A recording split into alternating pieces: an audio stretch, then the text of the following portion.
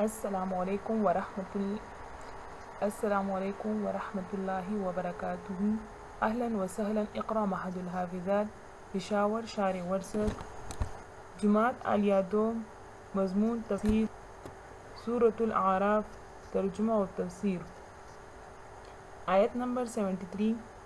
ترجمہ: وَإِلَىٰ ثَمُودَ أَخَاهُمْ صَالِحًا، اور قوم سمود کی طرف بھیجا ان کے بھائی صالحًا صالح علیہ السلام کو. قال فرمایا: یا قوم اعبدوا اللہ، اے قوم اللہ تعالیٰ کی عبادت کرو. ما لکم من الہ غیرہ، نہیں ہے تم لوگوں کے لیے کوئی دوسرا الہ اس کے سوا. قد جاءتکم بینۃ من ربکم، تحقیق کے ساتھ آیا ہے تم لوگوں کے پاس روشن دلیل. من ربکم، تمہارے رب کی طرف سے. ہذہ ناقۃ اللہ، یہ اللہ تعالیٰ کی اونٹنی ہے. لکم، تم لوگوں کے لیے. آیت نشانی ہے. فذروھا، پس چھوڑ دو اس کو. تأکل فی ارض اللہ، کہ کھائے زمین کے اللہ تعالیٰ کی زمین میں. ولا تمسوھا بسوء، اور اس کو ہاتھ نہ لگاؤ، اس کو مسا نہ کرو. بسوء، برائی کے ساتھ. فیأخذکم، پس پکڑ لے گا تم لوگوں کو. عذاب علیم، دردناک عذاب. واذکروا، یاد کرو. اذ جعلکم، کہ بنایا تم لوگوں کو. خلفاء، خلیفہ. من بعد عاد، قوم عاد کے بعد. وبوأکم، اور جگہ دی تم لوگوں کو. فی الارض، زمین میں. تتخذون، تم بناتے ہو. من سہولہا، اس کے میدانی علاقوں میں. قصوراً، عالیشان محلات. وتنحتون الجبال، اور تراشتے ہو پہاڑوں میں مکانات. فاذکروا آلاء اللہ، سو یاد کرو اللہ تعالیٰ کی نعمتوں کو. ولا تعثوا فی الارض، اور نہ پھرو زمین میں. مفسدین، فساد کرتے ہوئے. قال الملأ الذین، کہا ان سرداروں نے. استکبروا من قومہ، کہ جو تکبر کیا کرتے تھے ان کی قوم سے. للذین استضعفوا، ان لوگوں کو جنہیں وہ کمزور سمجھتے تھے. لمن آمن منہم، کہ جو ان میں سے ایمان لائے تھے. اتعلمون، کیا تم لوگوں کو معلوم ہے. ان صالحا، کہ صالح علیہ السلام. مرسل، رسول ہے. من ربہ، اپنے رب کی طرف سے. قالوا، انہوں نے کہا. انا، بے شک ہم. بما ارسل بہ مؤمنون، ہم اس پر جسے دے کر انہیں بھیجا گیا ہے ایمان لانے والے ہیں. تفسیر ان آیات کی یہ ہے کہ یہاں پر صالح علیہ السلام کا ذکر ہوتا ہے کہ نوح علیہ السلام اور ہود علیہ السلام اور ان کی قوموں کے عبرتناک تذکرہ کرنے کے بعد اب صالح علیہ السلام اور ان کی قوم سمود کا ذکر ہو رہا ہے. اس قوم کا مسکن جزیرہ عرب کے شمال مغربی جانب شام اور حجاز کے درمیانی علاقہ میں تھا، کہ جن کی حدود وادی القریٰ تک پھیلی ہوئی تھی. ان کے پائے تخت کا نام الحجر تھا. اس قبیلے کا نام ان کے ایک دادے کی وجہ سے سمود رکھا گیا تھا. یہ قوم عاد کی ایک شاخ تھی جو وہاں سے وطن ترک کر کے یہاں پر انہوں نے سکونت اختیار کر لی. ان کا علاقہ بڑا زرخیز تھا، سرسبز کھیت اور شاداب و باغات اپنی بہار دکھایا کرتے تھے. ان کے آبپاشی کے لیے نہروں کا جال بچھا ہوا تھا، لیکن دولت کی زیادتی اور فراوانی نے ان کے اخلاق کی بنیادوں کو متزلزل کر دیا. اخلاقی بے سے عقائد میں بگاڑ پیدا ہونے لگا، یہاں تک کہ وہ شرک کی لعنت میں گرفتار ہو گئے. اللہ تعالیٰ نے ان کی ہدایت کے لیے ان کے قومی اور وطنی بھائی حضرت صالح علیہ السلام کو مبعوث فرمایا، جو اپنی خاندانی برتری اور شخصی کردار کے باعث بڑے محترم اور ان میں معزز تھے. یہاں پر حضرت صالح علیہ السلام فرماتے ہیں اپنی قوم سے. قال یا قوم اعبدوا اللہ ما لکم من الہ غیرہ، یعنی صالح علیہ السلام نے عام انبیاء کی طرح صالح علیہ السلام نے بھی قوم سے یہی فرمایا کہ اللہ تعالیٰ کو اپنا رب اور خالق اور مالک سمجھو اور اس کے سوا کوئی معبود بنانے کے لائق نہیں. فرمایا یا قوم اعبدوا اللہ ما لکم من الہ غیرہ. اس کے ساتھ یہ بھی فرمایا کہ قد جاءتکم بینۃ من ربکم، یعنی اب تو ایک کھلا ہوا نشانی بھی تمہارے پروردگار کی طرف سے تمہارے پاس آ پہنچا ہے. اس نشانی سے مراد ایک عجیب و غریب ناقہ یعنی اونٹنی ہے۔ اس اونٹنی کا واقعہ یہ ہے کہ حضرت صالح علیہ السلام نے اپنی جوانی کے زمانے سے اپنی قوم کو دعوت توحید دینا شروع کی اور برابر اس میں لگے رہے، یہاں تک کہ بڑھاپے کے آثار شروع ہو گئے، لیکن صالح علیہ السلام کے بار بار اصرار سے تنگ آ کر اس کی قوم نے یہ قرار دیا کہ ان سے کوئی ایسا مطالبہ کرے کہ جس کو یہ پورا نہیں کر سکتے اور ہم ان کی مخالفت میں سرخرو ہو جائیں۔ تو انہوں نے یہ مطالبہ کیا کہ اگر آپ واقعی اللہ کے رسول ہیں تو ہمارے لیے فلاں پہاڑی جس کا نام کاتبہ تھا، اس کے اندر سے ایک ایسی اونٹنی نکال دیجئے کہ جو 10 مہینے کی حاملہ ہو اور قوی اور تندرست ہو۔ صالح علیہ السلام نے اول ان سے یہ عہد لیا کہ اگر میں تم لوگوں کا یہ مطالبہ پورا کر دوں تو کیا تم لوگ مجھ پر اور میری دعوت پر ایمان لاؤ گے؟ تو ان سب نے معاہدہ کیا کہ جی، ہم آپ کی دعوت پر ایمان لائیں گے۔ تو صالح علیہ السلام نے 2 رکعت نماز پڑھ کر اللہ تعالیٰ سے دعا کی کہ آپ کے لیے تو کوئی کام دشوار نہیں، آپ ان کا مطالبہ پورا فرما دیں۔ دعا کرتے ہی پہاڑ کی ایک چٹان پٹ کر، بڑی چٹان پٹ کر اس میں سے ایک اونٹنی اسی طرح کی نکل آئی جس طرح انہوں نے مطالبہ کیا تھا۔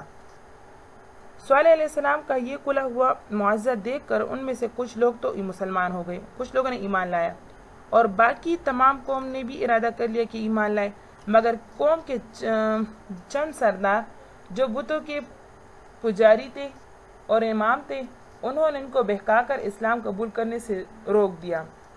جب صالح علیہ السلام نے دیکھا کہ ان کی قوم نے عہد شکنی کی یعنی وعدہ توڑ دیا اور ایمان نہیں لائے، تو ان کو یہ خطرہ محسوس ہوا کہ اب ان پر عذاب آئے گا، تو انہوں نے پیغمبرانہ شفقت کی بنا پر ان کو یہ نصیحت کی کہ اس اونٹنی کی حفاظت کریں۔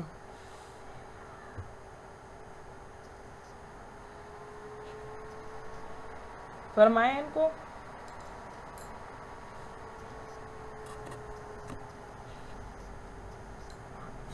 کہ ناقۃ اللہ هذه ناقۃ اللہ لکم آیۃ فذروها تأکل فی ارض اللہ، یعنی یہ اللہ تعالیٰ کی اونٹنی ہے، اس کو چھوڑ دے کہ یہ زمین میں پھرے اور یہ اللہ تعالیٰ کی زمین میں سے کھائے اور اس کو برائی کا ہاتھ نہ لگاؤ۔ تاکل فی ارض اللہ، اس میں اس طرف اشارہ ہے کہ اس ناکا کے کھانے پینے میں تمہاری ملک اور تمہارے گھر سے کچھ نہیں جاتا۔ اللہ تعالیٰ کی زمین ہے، اس کی پیداوار کا پیدا کرنے والا ہی ہے۔ قوم سمود جس کنویں سے پانی پیتے پلاتے تھے، اسی سے یہ اونٹنی بھی پانی پیتی تھی، مگر یہ عجیب خلقیت کی اونٹنی تھی، جب یہ کنویں کا پانی پی لیتی تو سارا پانی ختم کر دیتی۔ حضرت صالح علیہ السلام نے اللہ تعالیٰ کے حکم سے یہ فیصلہ فرما دیا کہ ایک دن یہ اونٹنی پانی پیے گی اور دوسرے دن قوم کے سب لوگ پانی لیں گے۔ جس روز یہ اونٹنی پانی پی لیتی تو دوسروں کو پانی کے بجائے اونٹنی کا دودھ ہی اتنی مقدار میں مل جاتا تھا کہ وہ اپنے سارے برتن اس سے بھر لیتے تھے۔ پھر فرمایا کہ وَاذْكُرُوا إِذْ جَعَلَكُمْ خُلَفَاءَ مِنْ بَعْدِ عَادٍ وَبَوَّأَكُمْ فِي الْأَرْضِ تَتَّخِذُونَ مِنْ سُهُولِهَا قُصُورًا وَتَنْحِتُونَ الْجِبَالَ۔ یہاں پر فرماتے ہیں حضرت صالح علیہ السلام کے وعظ کا سلسلہ بھی جاری ہے۔ آپ فرماتے ہیں کہ اللہ تعالیٰ کے ان احسانات و انعامات کو فراموش نہ کریں جن سے اس نے تم کو نوازا ہے۔ قوم عاد کی ہلاکت کے بعد غلبہ اور اقتدار تم لوگوں کو بخشا، تم کو فن تعمیر میں وہ مہارت عطا کر دی کہ میدانی علاقوں میں تم لوگ شاندار محلات تعمیر کرتے ہو اور پہاڑی علاقے میں سخت چٹانوں کو چیڑ پار کر کے اس سے مکان بناتے ہو۔ ان کی عمارات کے آثار آج بھی موجود ہیں جو ایک وسیع رقبہ میں پھیلے ہوئے ہیں، جو فن تعمیر میں ان کی مہارت کی گواہی دے رہے ہیں۔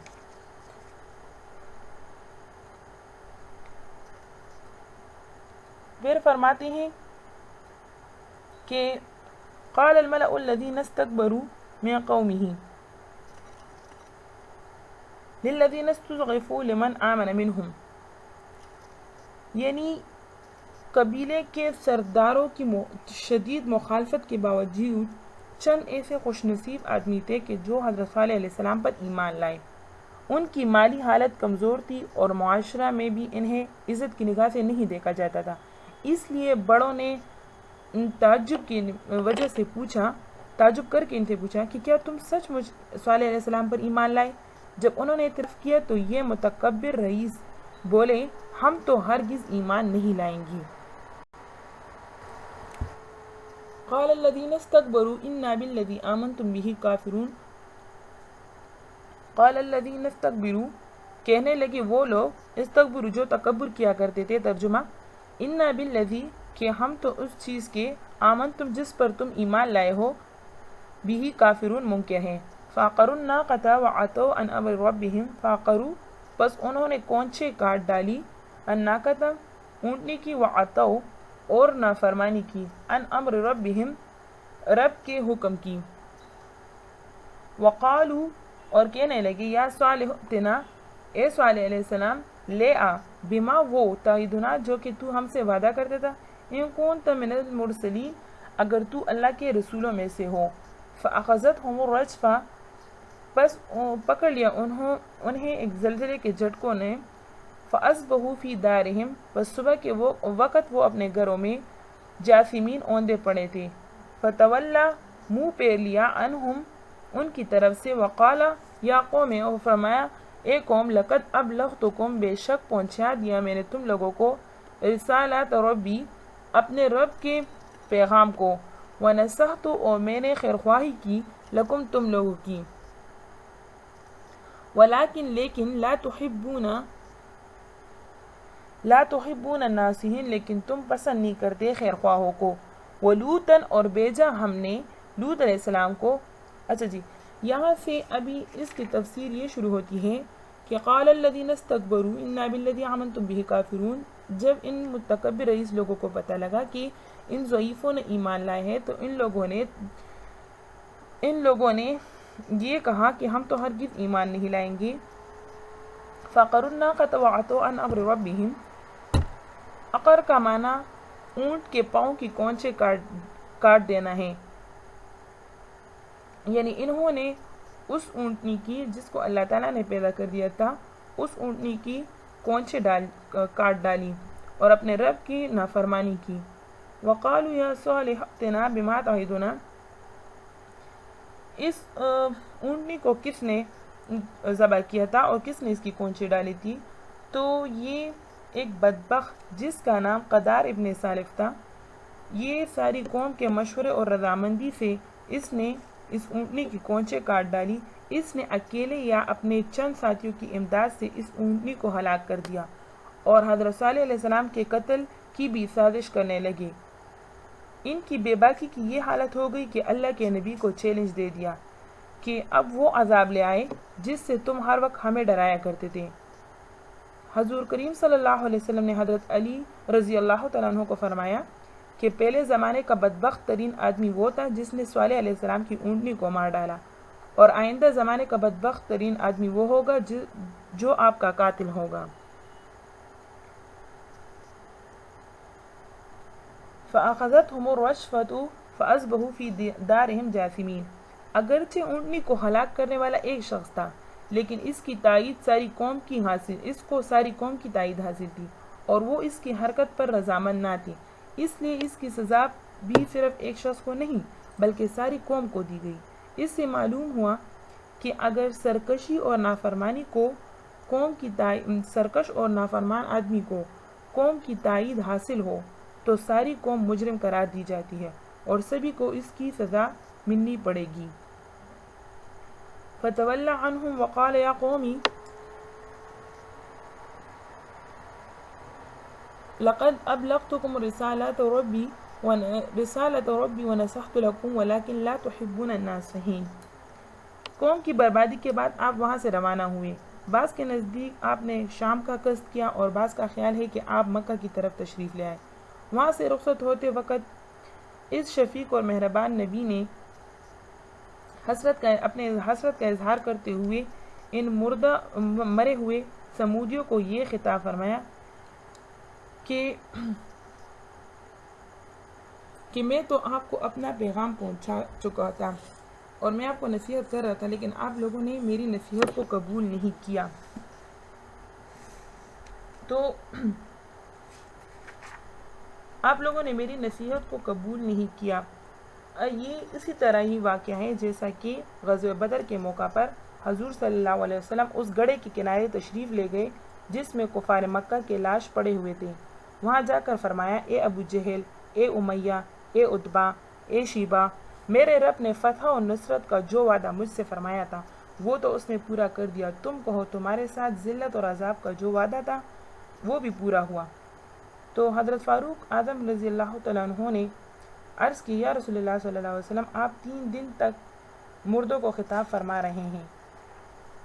تو حضور صلی اللہ علیہ وسلم نے فرمایا کہ میری گفتگو تم ان سے زیادہ نہیں سن رہے ہو، البتہ وہ جواب دینے کی طاقت نہیں رکھتے۔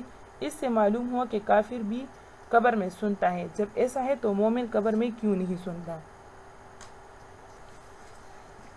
فَأَخَذَتْهُمُ الرَّجْفَةُ فَأَصْبَحُوا فِي دَارِهِمْ جَاثِمِينَ، ان کو ایک زلزلے نے آ پکڑا، ان پر اللہ کی طرف سے زلزلہ آیا اور یہ سب کی سب قوم تباہ ہو گئی۔ وَلُوطًا إِذْ قَالَ لِقَوْمِهِ ولوطاً اور لوط علیہ السلام کو ہم نے بھیجا، اذ قال لقومہ، جب فرمایا انہوں نے اپنی قوم سے، اتأتون الفاحشۃ کہ تم لوگ کرتے ہو بے حیائی، ما سبقکم وہ کہ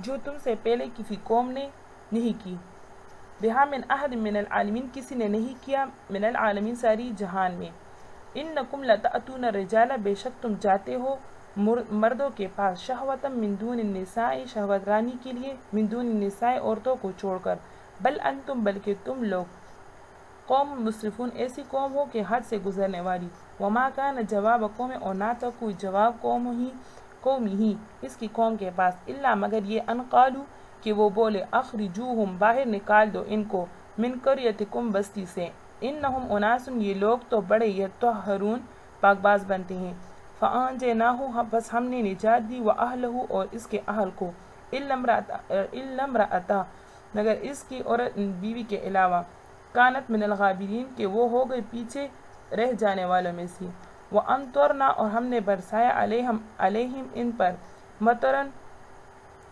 پتھروں کی بارش، فانظر پس تو دیکھ لے، کیف کان عاقبۃ المجرمین کہ کیسا انجام ہوا مجرموں کا۔ ولوطا اذ قال لقومہ اس کی تفسیر یہ ہے کہ یہاں ایک دوسری قوم کا ذکر ہو رہا ہے جو دریائے اردن کی ترائی میں شام کے جنوب میں آباد تھی، ان کا پایا تخت صدوم تھا، یہ علاقہ بھی بڑا زرخیز اور شاداب تھا، میلوں تک پلدار باغات کا سلسلہ چلا جاتا تھا، لیکن یہاں بسنے والی قوم بڑی کمینہ خصلت اور بدکردار تھی، اور یہ ایسی بدکرداریاں کرتی تھی کہ ان کو شرمانے کی بجائے یہ لوگ اس پر فخر کرتے تھے۔ یہ لوگ راہ چلتے مسافروں کو لوٹ لیتے، اپنے مہمانوں کی ہر چیز چھین لینا ان کا پسندیدہ مشغلہ تھا۔ ایسی گری ہوئی اور رذیل قوم کو راہ ہدایت پر لانے کے لیے حضرت لوط علیہ السلام کو مبعوث کیا گیا۔ آپ علیہ السلام حضرت ابراہیم علیہ السلام کے سگے بھتیجے تھے، آپ کے والد کا نام حاران ابن تارخ تھا۔ آپ کافی عرصے تک حضرت ابراہیم علیہ السلام کے ساتھ رہے، بعد میں انہیں اہل سدوم کی طرف نبی بنا کر بھیجا گیا۔ یہاں سے فرماتے ہیں کہ اذ قال لقومہ اتأتون الفاحشۃ ما سبقکم بہا من احد من العالمین، دیگر رذیل حرکتوں کے علاوہ وہ ایک اور گندی عادت کا شکار تھے جو ان سے پہلے کسی قوم میں موجود نہ تھی، یعنی وہ لڑکوں کے ساتھ اپنی شہوات کو پورا کرتے تھے اور اس میں ذرا بھی شرم محسوس نہیں کرتے تھے۔ حضرت لوط علیہ السلام نے ان کو اس غیر طبیعی فعل پر ٹوکا اور انہیں شرم دلائی کہ بے شرمو ڈوب مرو، تم برملا گناہ کرتے ہو، خدا سے کچھ ڈرو اور کچھ حیا کرو، انکم لتأتون الرجال شہوتا من دون النساء بل انتم قوم مسرفون۔ حضرت لوط علیہ السلام ان کو فرمایا کرتے تھے کہ تم عورتوں کے بجائے مردوں سے اپنی شہوت پوری کرتے ہو، تم تو بہت زیادہ حد سے گزرنے والے لوگ ہوں۔ وما كان جواب قومه الا ان قالوا اخرجوهم من قريتكم۔ اس کی تفسیر یہ ہے کہ حضرت لوط علیہ السلام کے وعظ سے وہ بڑک اٹھے اور کہنے لگے، ذرا دیکھو تو اس لوط علیہ السلام کو اور اس کے چیلوں کو بڑے پاک باز بنے پھرتے ہیں۔ ہم ایسے لوگوں کو، ایسے رجت پسند لوگوں کا وجود اپنے اس ترقی پسند معاشرے میں برداشت کرنے کے لیے تیار نہیں ہے۔ انہیں یہ کہہ دو کہ یہ اپنے زہد اور تقوی کے ساتھ یہاں سے تشریف لے جائیں اور ہماری عیش و عشرت کی محفل کو اپنے ان واز و نصیحت سے بے لطف نہ کریں۔ فَأَنجَيْنَاهُ وَأَهْلَهُ إِلَّا امْرَأَتَهُ كَانَتْ مِنَ الْغَابِرِينَ وَأَمْطَرْنَا عَلَيْهِمْ مَطَرًا فَانظُرْ كَيْفَ كَانَ عَاقِبَةُ الْمُجْرِمِينَ۔ حضرت لوط علیہ السلام کی کوئی کوشش کارگر نہ ہوئی اور ان کی سرکشی اور نافرمانی بڑھتی ہی چلی گئی، تو ان پر آگ اور پتھروں کی ایسی تباہ کن بارش کی گئی کہ وہ بالکل خاک سیاہ بن کر رہ گئے۔ قرآن حکیم میں دوسری جگہ ہے کہ ان کی بستیوں کو الٹ کر کے رکھ دیا گیا۔ آج بھی بحر مردار کو، جو اردن کے اسی علاقہ میں ہے، بحر لوط کہا جاتا ہے۔ یہاں پر فرمایا فانظر کیف کان عاقبۃ المجرمین۔ اسلامی معاشرے کو اس اخلاقی پستی سے بچانے کے لیے حضور صلی اللہ علیہ وسلم نے اس جرم کا ارتکاب کرنے والوں کے لیے سخت سزا تجویز فرمائی ہے۔ حضور صلی اللہ علیہ وسلم کا یہ فرمان ہے کہ من وجدتموہ یعمل عمل قوم لوط فاقتلوا الفاعل والمفعول به، یعنی جب تم میں سے کوئی ایسے عمل کرنے والے کو دیکھا جائے جو قوم لوط کی طرح عمل کرتے ہیں تو فاقتلوا الفاعل والمفعول به، یعنی فاعل اور مفعول به دونوں کو قتل کیا جائے۔ حضرت ابو بکر صدیق رضی اللہ عنہ کے عہد خلافت میں حضرت خالد رضی اللہ عنہ نے آپ کی خدمت میں ایسے مجرم کی سزا کے متعلق خط لکھا۔ آپ نے صحابہ کرام کو مشورہ کے لیے طلب کیا اور مسئلہ پیش کیا۔ حضرت علی رضی اللہ عنہ نے فرمایا کہ ایسے شخص کی سزا یہ ہے کہ مجرم کو تلوار سے قتل کر کے اس کی لاش جلا دی جائے۔ سب صحابہ کرام نے آپ کی رائے کی تائید کی، چنانچہ خالد رضی اللہ عنہ کو یہی لکھا گیا اور انہوں نے اسی کے مطابق عمل کیا۔ حضرت امام ابو حنیفہ رحمہ اللہ فرماتے ہیں کہ حاکم وقت کو اختیار ہے کہ وہ قوم لوط کی طرح عمل کرنے والوں کو قوم لوط کی طرح عمل کرنے والے کو جس طرح عبرتناک سزا حاکم دینا چاہتا ہے تو وہ دے سکتا ہے۔ صدق اللہ العظیم وآخر دعوانا ان الحمد للہ رب العالمین۔ السلام علیکم ورحمۃ اللہ وبرکاتہ۔